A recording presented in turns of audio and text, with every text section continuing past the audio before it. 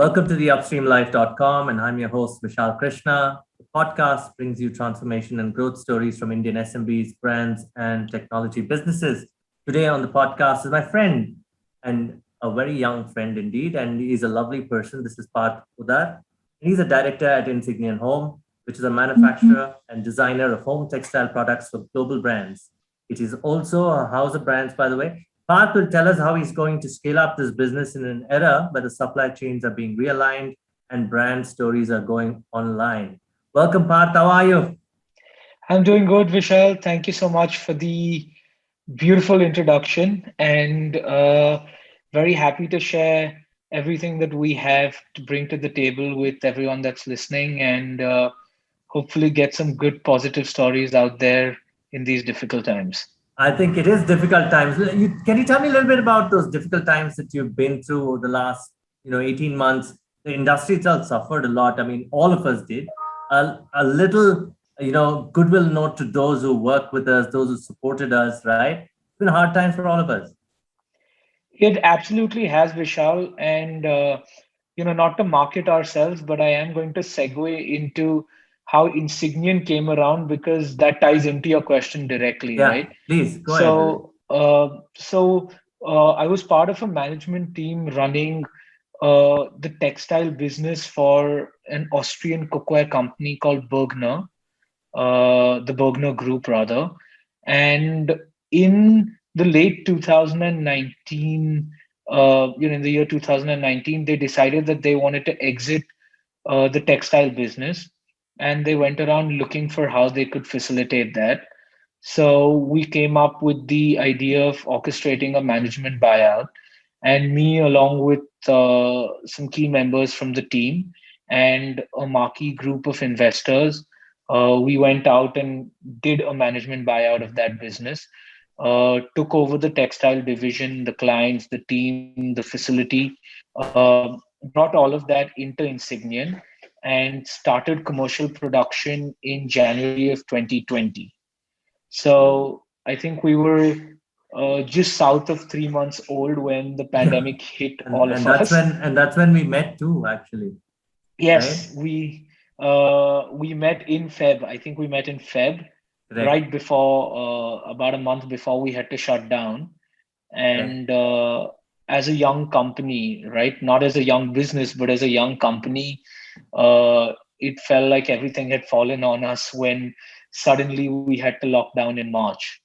And I think, I think it's a testament to the entrepreneurial spirit of this country that we, along with a lot of other companies, a lot of other entrepreneurs, pulled together and managed to get, you know, through the situation.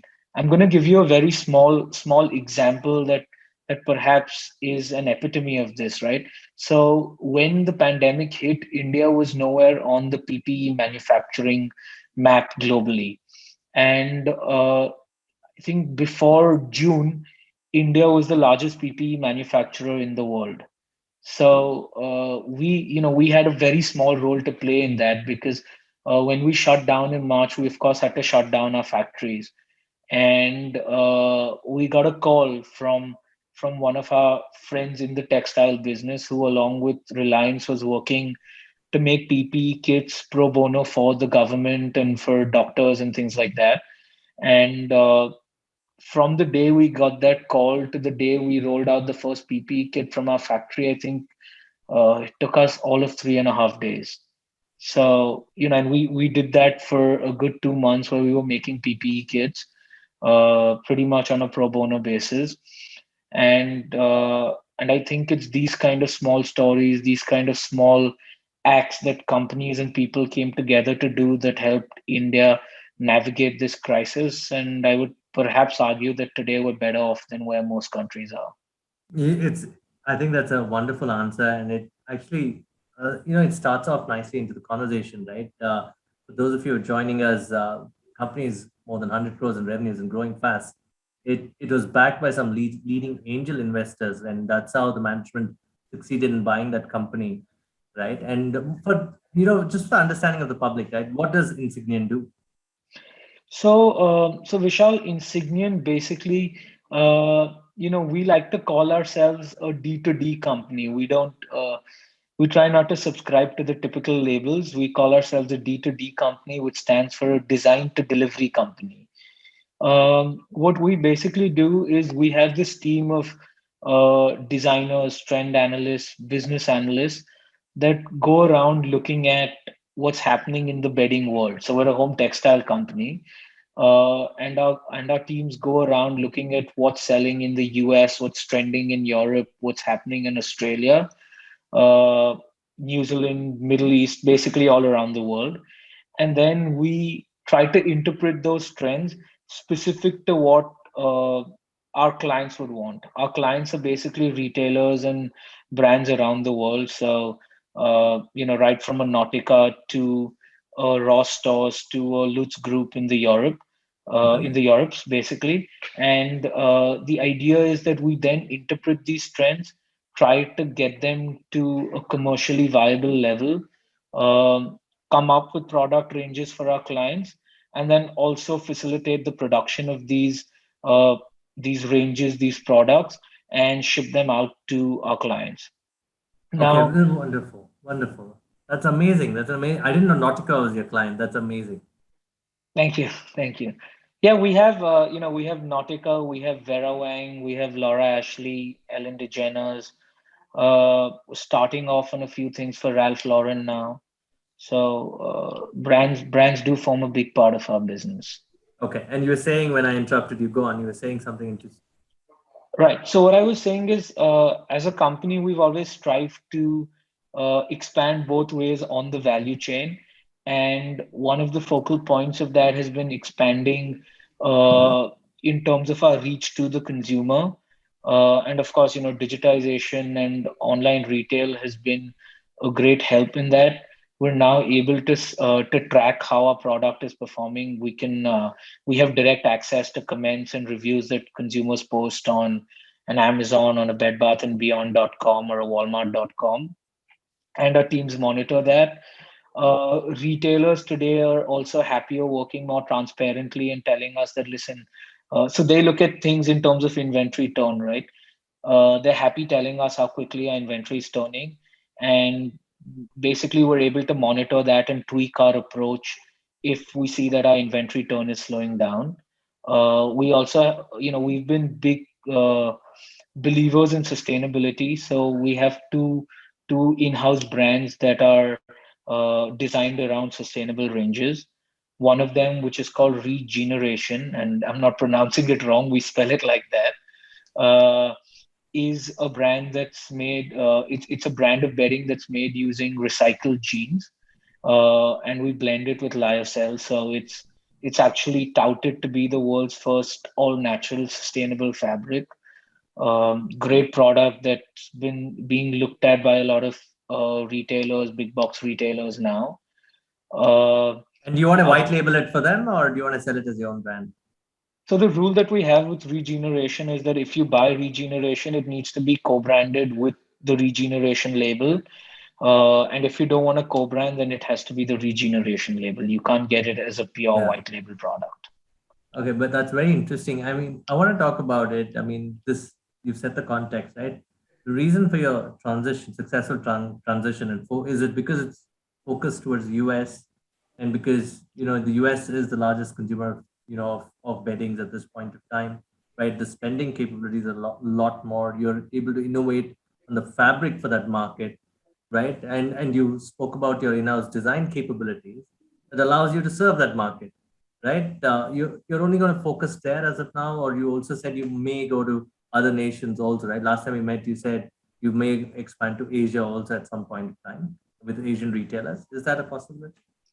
So Vishal, just a small correction. I mean, the US is obviously the focal point for our company, but we're also somebody that believes in deleveraging risk as much as possible. Okay. And, COVID has been a testament to that. So we sell uh, right from Australia all the way through to US and Canada, which Or you're includes new. you're spread out very well. You're not spread Yeah, thin. Yeah. no, we're to be honest with you, I don't think the US makes up even 40% of our contract manufacturing business, Okay. and that's deliberately done by design to ensure that we're not too heavily biased towards any geography because things happen, right? And the the thing that we're doing with the US that is a little bit different than what we're doing in other geographies now is that we're actually looking to expand more on the front end. We're looking at setting up a distribution center there and bringing in more products under our own brands, selling those online, helping our clients like the Nauticas and the Bed Bath and Beyonds of the world to actually get product to their customer quicker. So we're going to stock product, we're going to distribute it, we're going to track sales online, all of what I mentioned. Just get in deeper. And basically, they're working with you because of your design capabilities. Their R&D teams would work with yours to come out with great products. Uh, well, design capabilities, yes, but maybe design is just labeling it a little bit too narrowly. We obviously design the product, but there's a lot that goes into conceptualizing the product, I think, and Okay. that's where we stand out from a lot of our competitors or peers in the industry. And again, sustainability is one of those Yeah. concepts that we've successfully and commercially translated into our products. So that's again a big moat that sets us apart.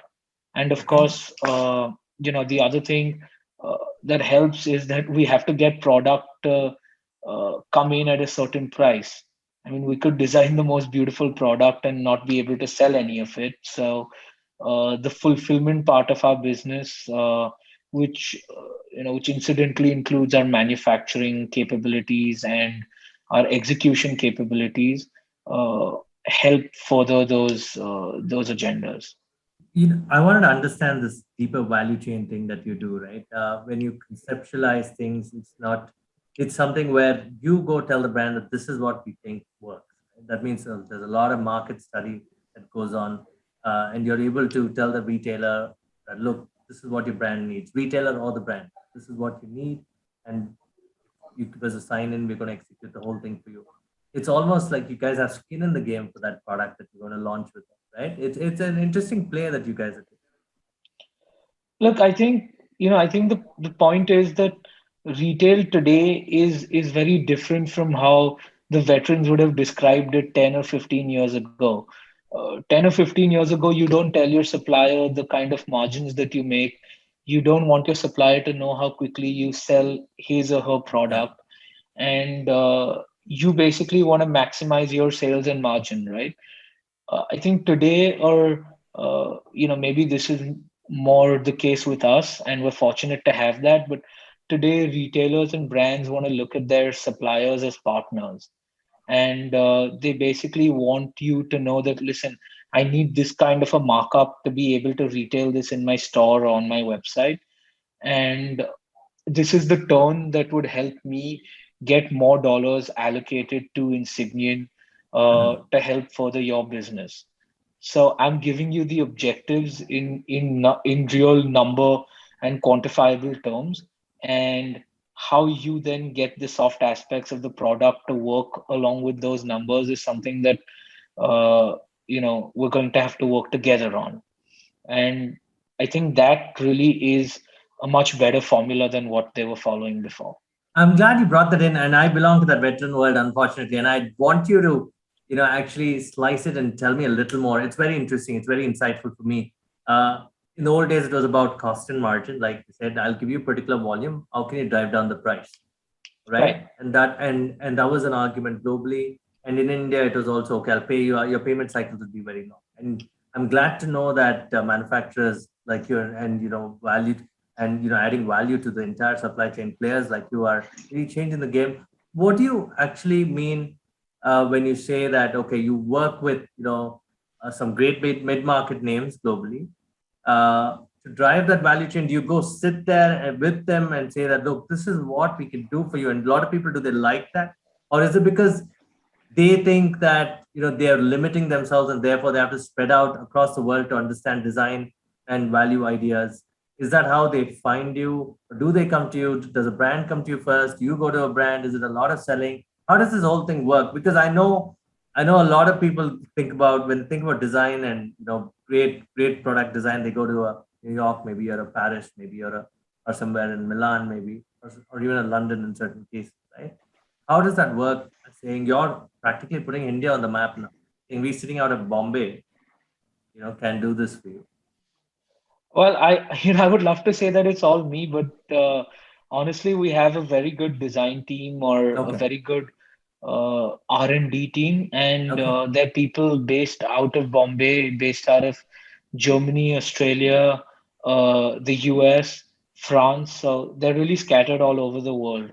And in terms of selling, I think that one of the biggest sort of forces driving this change has been Amazon, because you know traditionally there was no model where a factory who was a small scale industry could just literally take their product, go out there, list it, and automatically have people visiting Great. the virtual marketplace on which it's listed. So ever since Amazon came up with that model, and a lot of factories and a lot of businesses started putting in their own ideas. I think Absolutely. a, I think a lot of the bigger retailers realize that, hey, listen, we're getting tepid in terms of idea. We're That's well saturating said. what we can do. So, like you rightly said, I think they realize that we need to collaborate rather than dictate, and it does entail a lot of selling. We have to travel down to meet our clients. Now we do it via Zoom or Teams, but it's a lot of collaborative work where you're sitting down and talking things over. In the pre-COVID world, it consisted of a lot of walking through different stores with them, walking through their own stores with them, and telling them that, listen, this is what I think works, this is what I think doesn't work. Them sharing numbers and details while you walk the alleys of the store. So it was Yeah, a very intensive and a very personal sort of a process. this is interesting. So the cost factor never comes in, right? Do they ever think that okay, giving away their design value chain to somebody else, does it increase the cost? Do brands understand that? Look, it's in fact a different way of pricing things, understanding things. How do they look at the whole pricing at this point of time when they work with you? No, they're still very, very adamant on pricing. But the thing is that it doesn't end up being a discussion, because what happens is, typically when you're doing this the old way, you come up with a product, jump through all the hoops, and then go and tell him that, listen, this is the price, and they typically tell you that we can't afford to pay you that. So either you're able to negotiate the price that works for the both of you, or the project fizzles out. What we do with this approach, this new collaborative approach, is, if you remember, I told you that they basically tell you, these are my retail price Yeah, points, these are my markups. So they expect that everything you're proposing to them in terms of product, you've already racked your brains around getting it to meet those objectives of margin and retail price point. And whether that consists of, in our case, it's fabric, right? So whether that consists of, the term that we now use is value engineering the product to fit into those price points, or just proposing something that's completely different from what they originally had in mind. Uh, what we try to do in our selling approach is just get pricing to not be a discussion anymore. okay, great, great. Yeah, I want to get into something more personal at this point of time. You were pretty young when you came into this company, and you just graduated from America. And how did the transition happen for you quickly into a business that's going to look at high growth? And you also came in at the crisis period, of course, COVID-19. What did you learn or unlearn?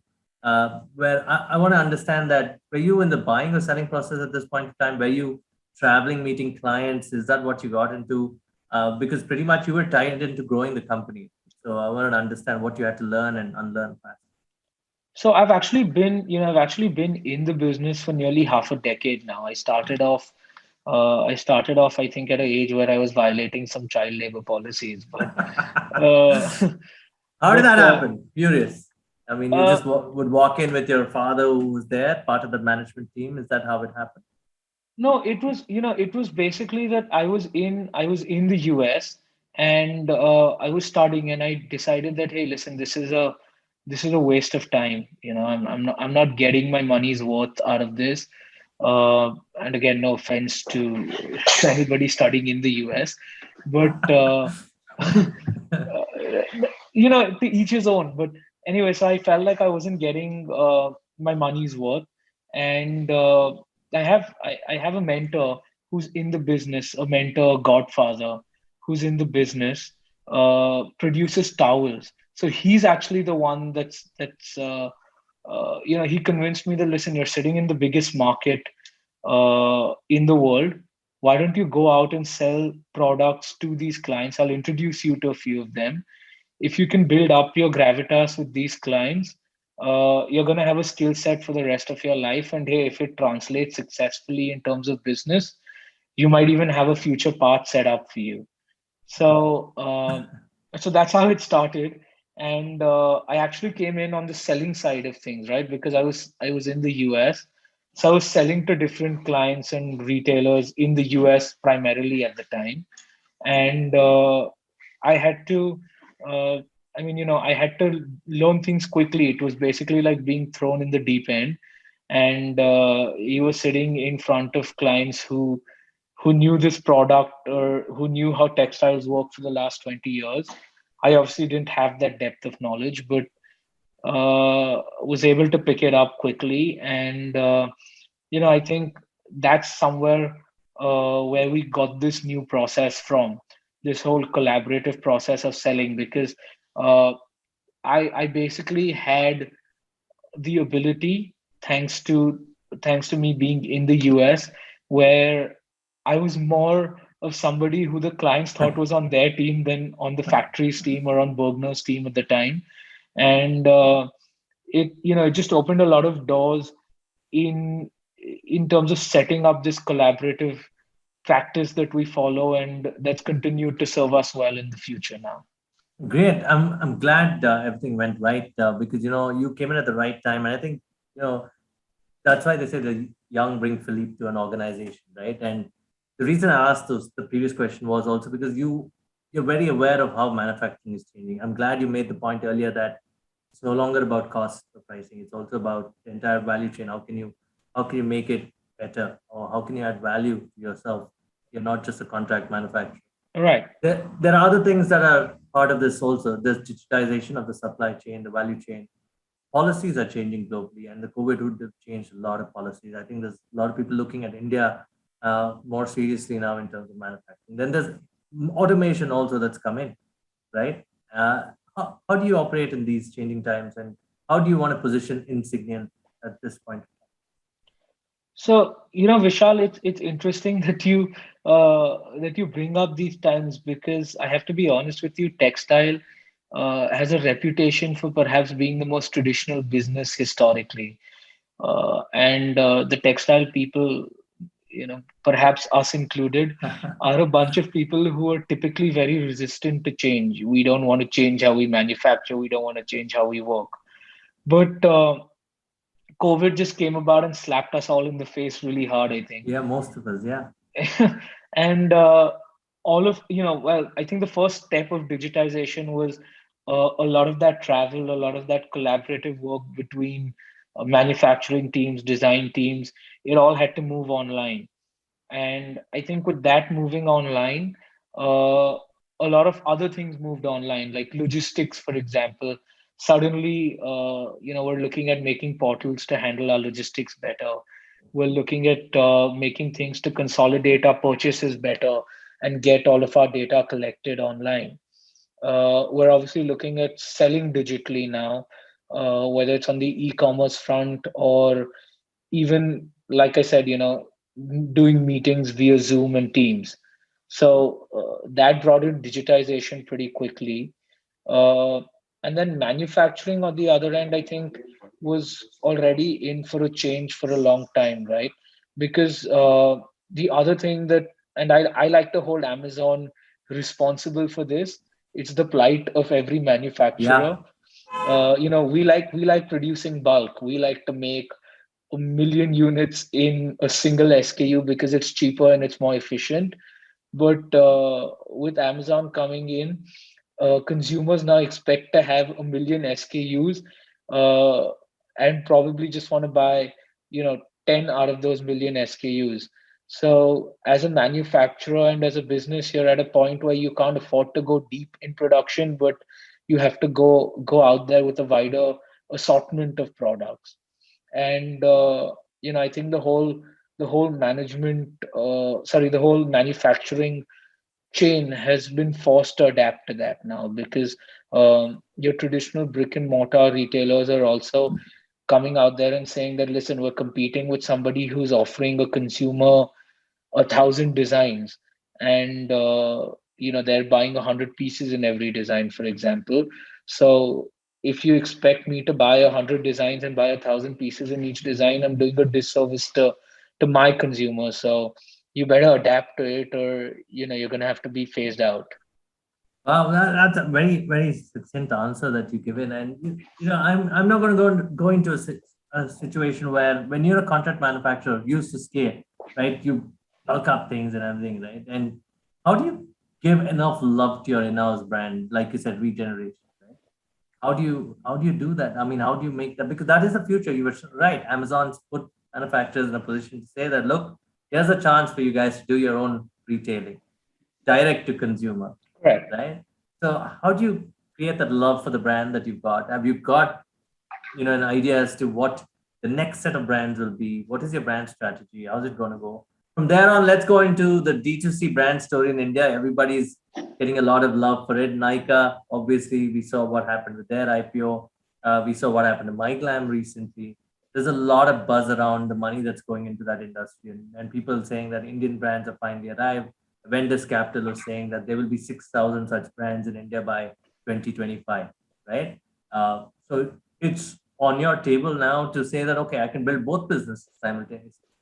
Do you want to talk about the balance that you want to bring to manufacturing as a contract manufacturer, as a balance for brands of your own, the strategy there? And let's talk about the D2C business. So I'm going to try to break this up into a few Yeah. parts. Yes, please. And I think you yourself spoke about automation for a quick moment somewhere along our discussion, right? So when I say that we're having to do smaller runs in terms of per SKU, the biggest sort of helping hand with maintaining efficiency with that whole thing phased in is automation. And automation for us as manufacturers is of two types.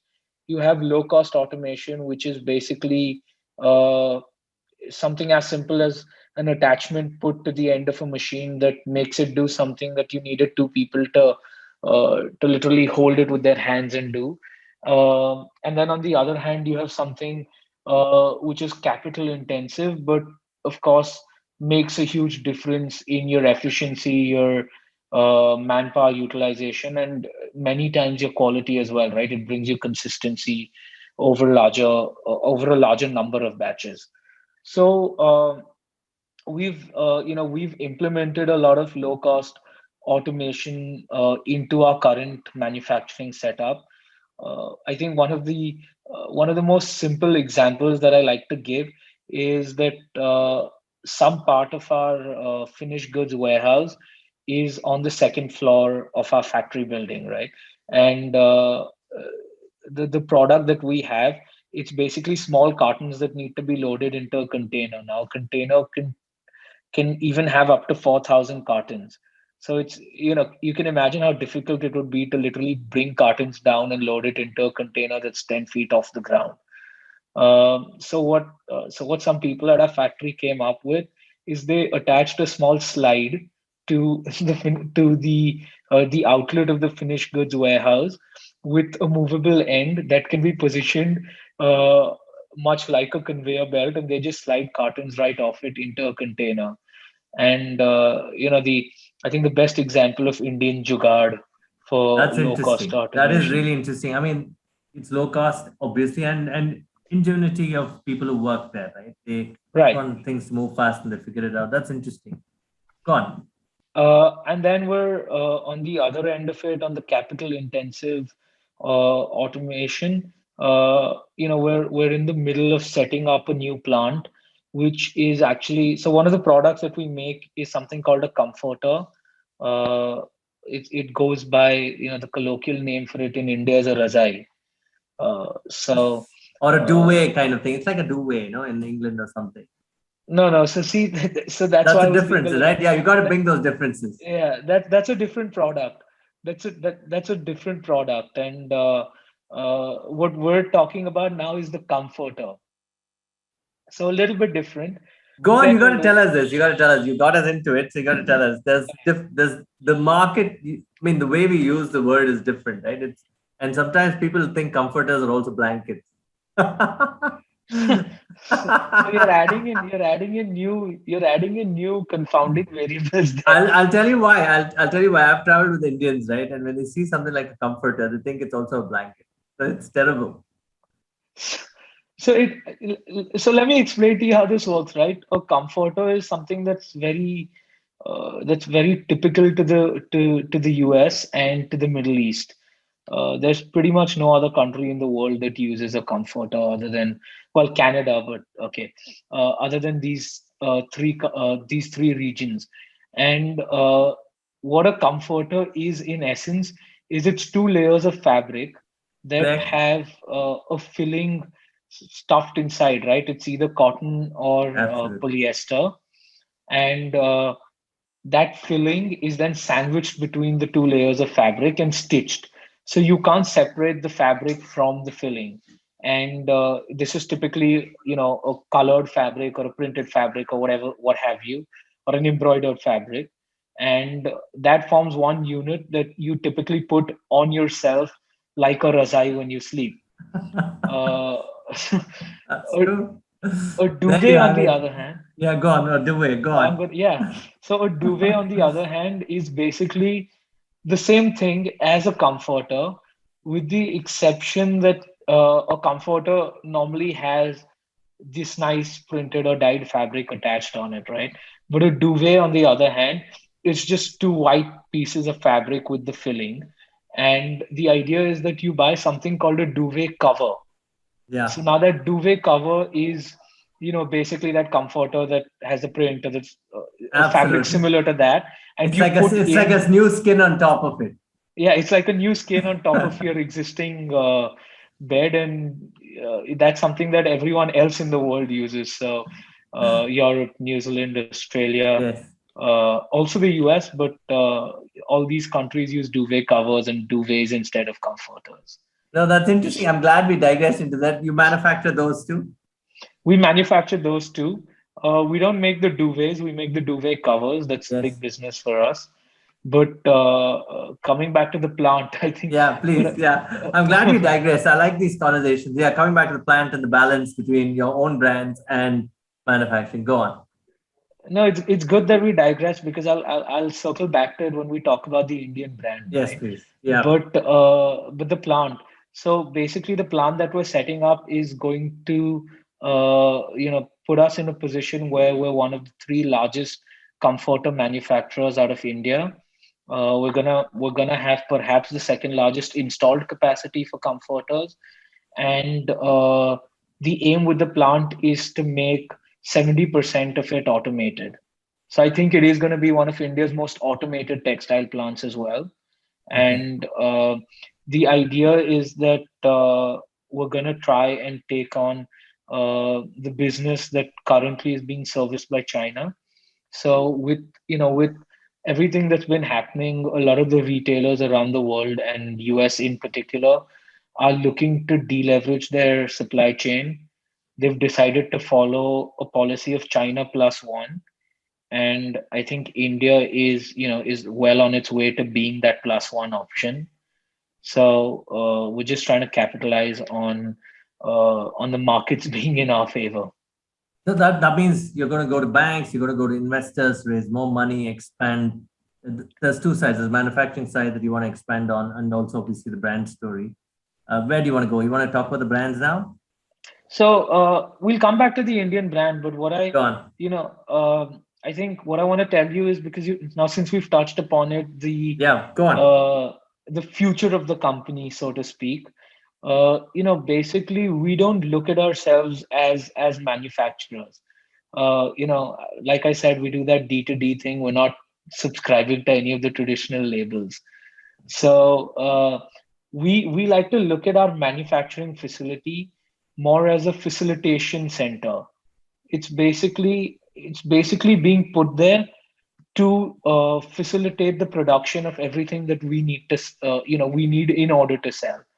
Uh, the reason we're going in and putting this comforter plant is because we're selling a boatload of comforters, and we need a setup to produce those comforters for us or for our business.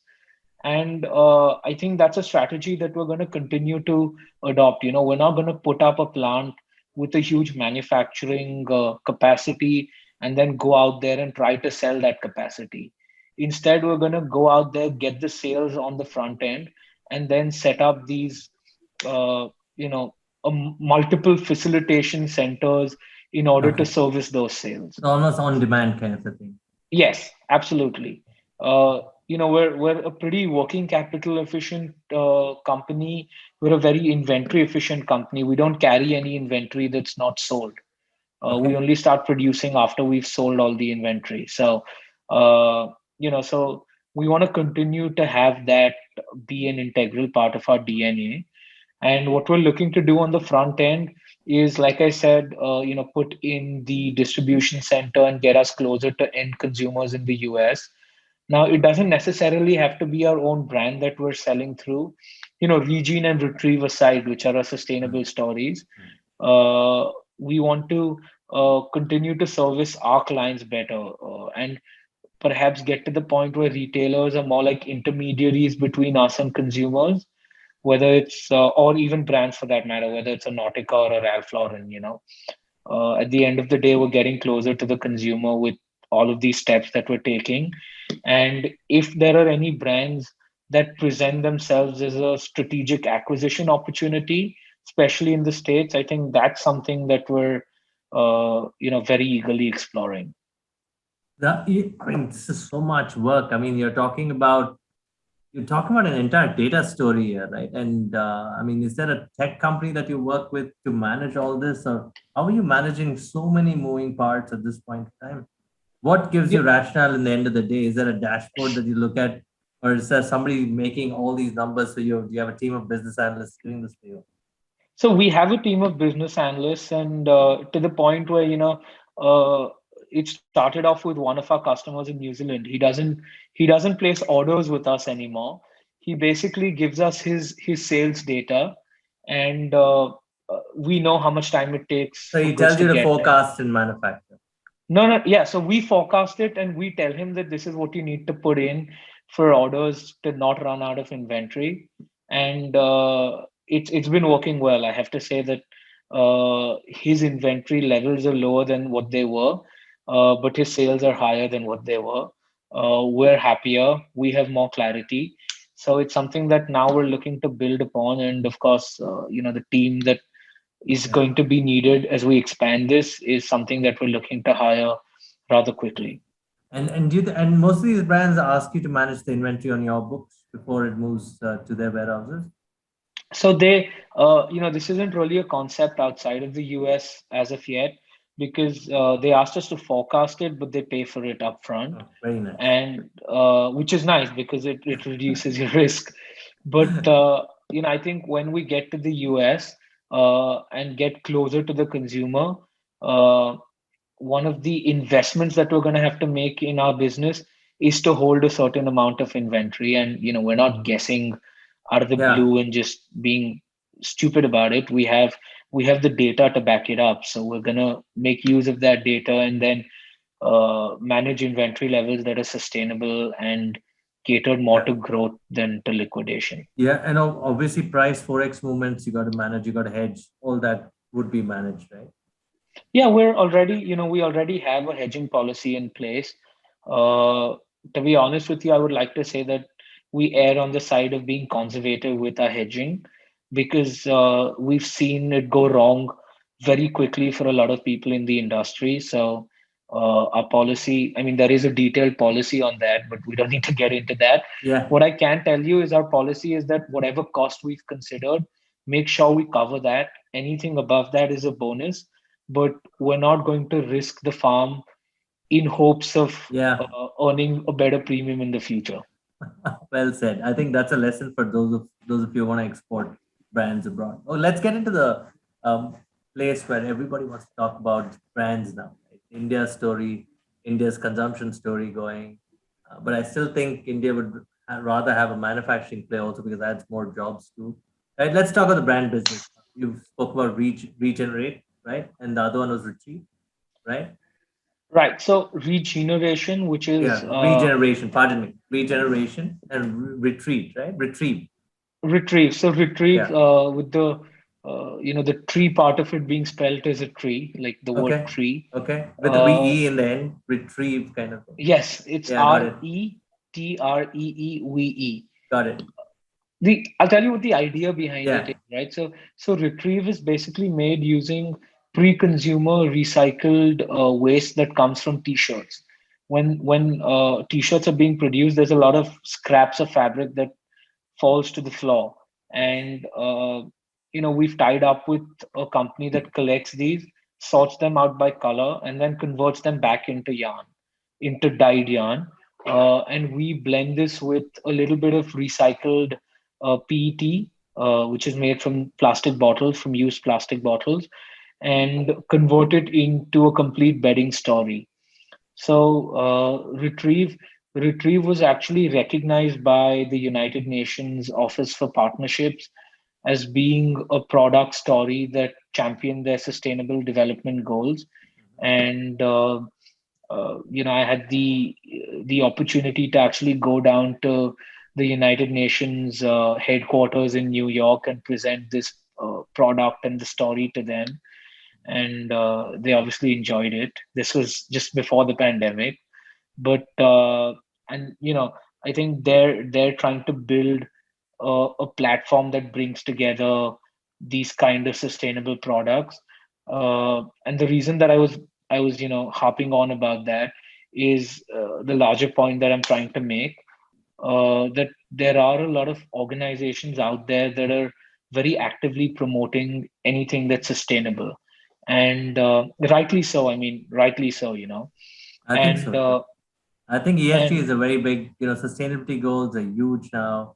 And I think everybody can see the fact that if you reuse, it's considered great. And I'm glad. And these are what shavings or cuttings in the manufacturing plant from these chips of these cotton fabric that come to you. so they're not shavings; they're actually Mhm. scraps. Like they're, Okay. Okay. the Indian term is chindi. Uh, That's true. so that's what these come from, and then they go through multiple processes where, because I have to say this since you asked me, one of the concerns that we've had with both of our sustainable and recycled ranges, and something that I didn't expect, is a lot of people have come up to me and asked me that, listen, I'm using waste from a factory, or I'm using Okay. waste from someone else's jeans. How do you make sure they're clean? And uh, shockingly, that is a question, but the answer to that is it goes through extensive manufacturing processes that disinfect it before we do anything else, that Yeah, pushes it we're down not the just going to make a person wear the jeans and send ship it right to your house as a bedding textile or something. Yeah, you're absolutely yeah, right. It's not as stupid as that. You're right. It goes through right. an entire process. What I mean, obviously, but people would love such a product. We could reuse. Most of us don't realize we're reusing plastic containers anyway. Right. Uh, yeah, and I think it's sort of a double-edged sword, because, like you said, you don't realize that you're reusing your plastic containers, but then there are those people out there who would perhaps not buy it because they're reused Yeah, containers, yeah. or they're recycled containers.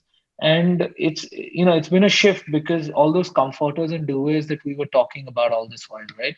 The filling in them, historically, people used to use recycled fill in them because it was cheaper to produce. And retailers looked down upon it because they were like, hey, listen, that's a substandard product. and today they're ready to pay you a premium for that. So, obviously that speaks to a shift in the larger mindset of people, and their acceptance of recycled and sustainable products. Yeah. So, I do hope that's a trend that continues to hold. And what's your plan for both these brands? I mean, you're not going to launch it in India, are you? I really look forward to a product like this. Look, I recognize that, and we as a team rather recognize that India is something that we need to look at. It is a market with a huge population, and I think just a general level of consumption that is getting better Yeah. every year. So it is something. The per capita has gone up, obviously. Absolutely. And I think also, because we've thought about this, and the answer that I've come up with oftentimes is that bedding is not necessarily an aspirational product. You don't get your first paycheck and go out there and buy a bed sheet. Nobody does that. So I think this is something that's going to work more in India once there's a certain level of evolution that comes in. And I don't say that I don't say that in a derogatory manner. Don't get me wrong there. What I'm trying to say is that there have been priorities, right? And this hasn't been a priority for this market. The question that you asked me about comforters and duvets, it just goes to show that sleeping patterns in this country have been very different from what's been happening in the rest of the world. And there's a lot of consumer awareness that needs to be created.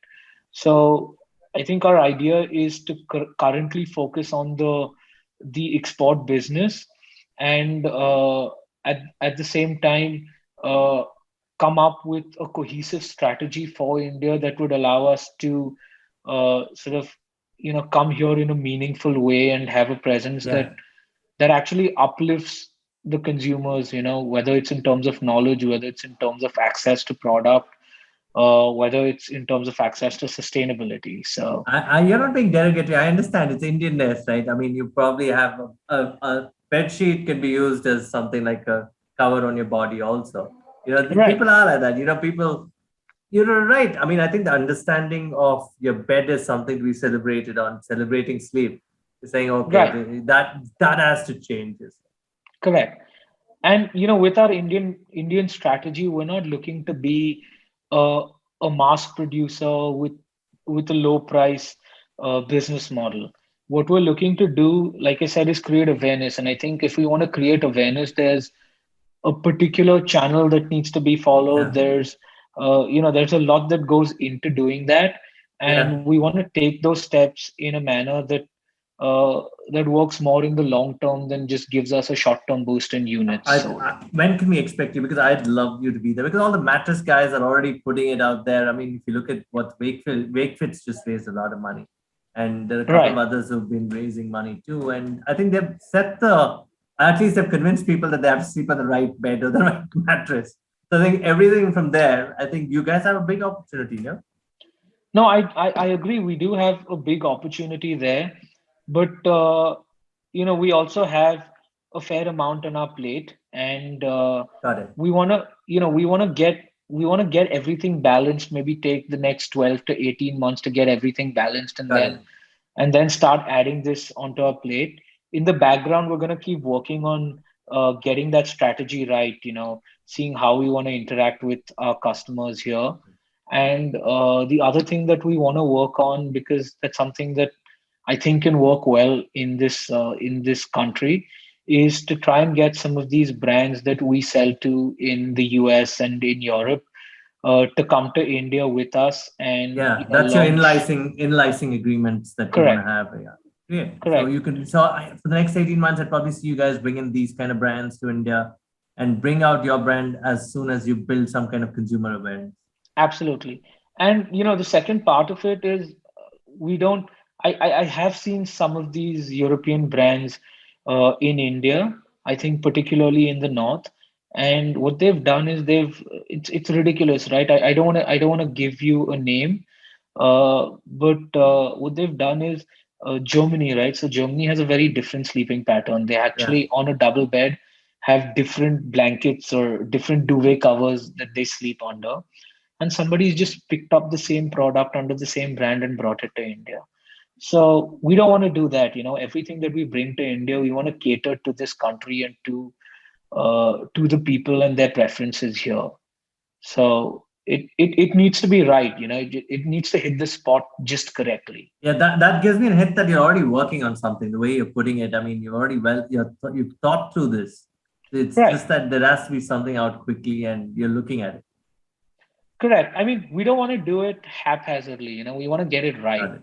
I got And it. I think that's you're building a brand, right? So it's you're gonna do that perhaps once in your lifetime for that brand. So you can't afford to go wrong and try to correct it. That doesn't work in my opinion. Okay, let's sum up quickly. I Sure. mean, I'm glad you said. I mean, this your thoughts for the next 18 months. You told me that it's going to be great. You're looking at a lot of growth, right? US will continue to be the biggest driver for growth, but you're spread across the world, Australia, New Zealand, Europe also. And I'm glad you said India has been looked at as an opportunity other than China, right? You're not playing it nationalistic here, but the fact that the COVID has changed a lot of the attention towards other areas for manufacturing and obviously Right. adding design capabilities and value capabilities. Right? So what's going to happen to retail? I mean, retail will be a big focus for you going forward. Large big Uh, box retail. so big box retail around the world is definitely going to be your biggest focus. Outside of India, big box retail and brands basically end up coming together one way or the other. It's just a different channel. So both of those are going to be our focal points. We're looking to raise about $5 odd million in equity that's going to go largely into looking at strategic front end acquisitions and setting up that distribution channel in the US. Um, I think that sales are going to continue to be strong.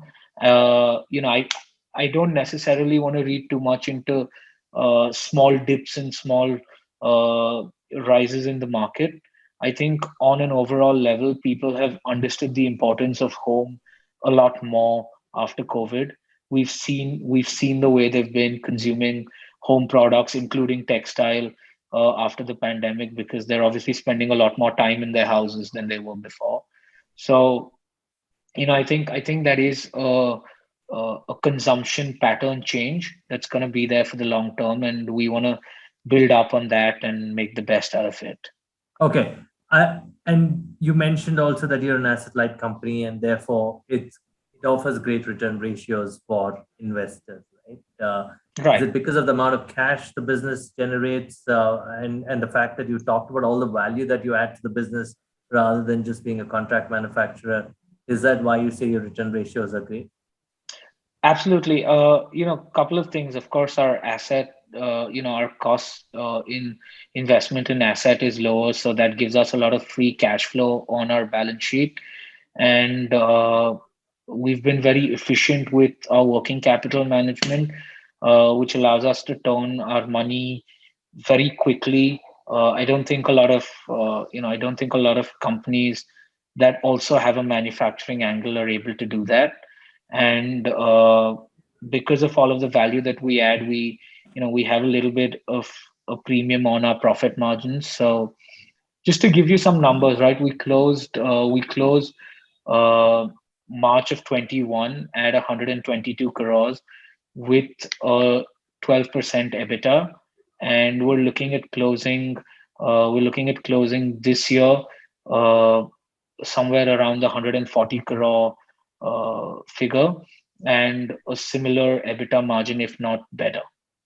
I think it's interesting, right? For those of you who watch this podcast, you could look at Insignian Home as several things. One is for those of you who want to work with them, obviously you can write to Parth on LinkedIn and you could check out the fact that they are not just a design company, but they're adding value to retailers globally by designing things and taking them into consideration, saying that we're not just a contract manufacturer. So there you go. Those of you who are into textile design and understand retail, go and contact Parth on LinkedIn. But also remember, for those of you who are into manufacturing, who want to understand the digitization of manufacturing, they can get in touch with him too. But for investors, you want to go check out an Indian brand that's going global. They've got correct me if I'm wrong, you've been recognized globally for both rejuvenate and retrieve, right? Regenerate Yes, and retrieve, pardon me. yes, regeneration and retrieve Yeah, both have been yeah. globally recognized. Mhm. And we also have some in-house brands that are more a part of the D2D service that we provide than Mhm. just, being brands in the truest sense of the word. So, if you have to sum up in one line as to why investors should come to you, I mean, apart from the return ratios being high, it's because of you are spread globally and the fact that India is being taken seriously in terms of manufacturing, and also because the fact that we can partner with brands and do an asset light manufacturing model. Right? Is that the way, is that what you would tell investors? I mean, in terms of the operational details, yes, but I think you got it right on the mark. But if I were to sum it up, sort of on a macro level, I would say that Insignian is poised to be one of the sort of major operators in the textile business, and we have the lightness and the agility that comes with not having a 20 or a 30-year legacy and a huge asset book. We have the ability to mold ourselves to changing trends now, whether that's digital manufacturing, whether that's automation, whether it's online fulfillment, whether it's getting closer to the consumers. We're just poised perfectly to be able to adapt our business to changing trends. And I think that's what makes us a great value proposition. Would you consider yourself as a platform for the beddings ecosystem and textiles ecosystem? Yeah, I think just the typical definition of a platform has changed, right? It's not what it used to be looked at like it was before. And we're more than happy to come up with these strategic collaborations and these strategic ventures that help other, let's say, other resources build up their business through us, because we're really not of the mindset of going there and putting in every manufacturing asset in the world and buying it out, right? So we look at it more as a facilitation service, and being a platform is definitely going to be something that makes it a lot more worthwhile for us and the people who've already invested into assets. There you have. That's the story of Insignian Home. But I'm not going to let you go as of yet because I've got two more questions. They're the easy Sure. ones. And what are your favorite books or movies that you'd recommend to others? Do you keep yourself busy? I know you work hard. I mean, you have a lot of time at the manufacturing facility and in your corporate office. Do you get time to read? Do you get time to watch movies? Would you want to recommend some to us? So I actually used to I used to read a lot a few years back, and I'm ashamed to admit that it has come down a little bit, but it's a habit that I'm trying not to let go of. There's a very particular uh, genre of books that I read. I like reading biographies of business people and just people who I think have done a remarkable job. So I think the three biographies or the three books that have really spoken to me. One of them is a book called Shoe Dog, which Yeah, is yeah, Philip Knight. Which is Phil Knight's Yeah, biography, yeah, the guy who founded Nike. The other one is a book called Iacocca. yeah. Uh, I know it's Lee Iacocca. Ford. Yep, Yeah, Ford Motor, and yeah, the father of Mustang, by the way. absolutely. Uh, and then the third one is Sam Walton's biography. It's called Made in Yeah, Made in America. America. What's a wonderful book, easy book to read too. People should check Yeah. that out. So anybody listening to these podcasts, Vishal, I think, obviously has that entrepreneurial bend of mind. I definitely want to check out Lee Iacocca though. I mean, I've seen Ford versus Ferrari, the movie and all that, but biography I've not read. I heard he's an icon.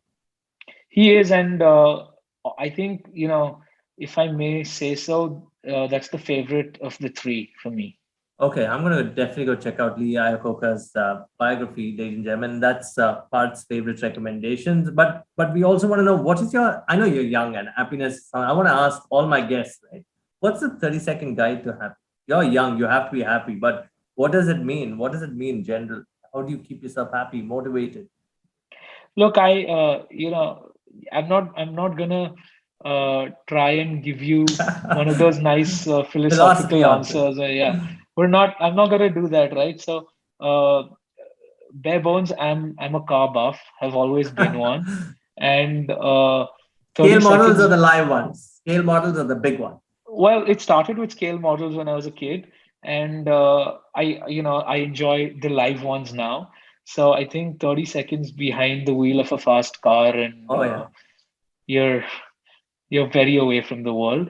But for those of for those of the listeners who aren't into that, I think diving. I also like diving.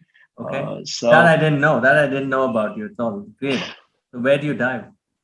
So I've done Thailand, I've done the Maldives, I've done some in Indonesia. I think the next one on the books is Andaman. How many feet And do you go down? Are you certified to go down X feet? well, no, I'm not certified to be a deep sea diver. I'm only certified to go down 18 meters, Okay. which I've never done, right? Because the deeper you go, the more darker it gets. And you enjoy the color and the fish and everything a little closer to the surface, but there's no sound. It's a surreal experience because there's really no sound in the water, and 30 seconds there and it's like a mental reboot. I mean, that's the best answer I've had to happiness.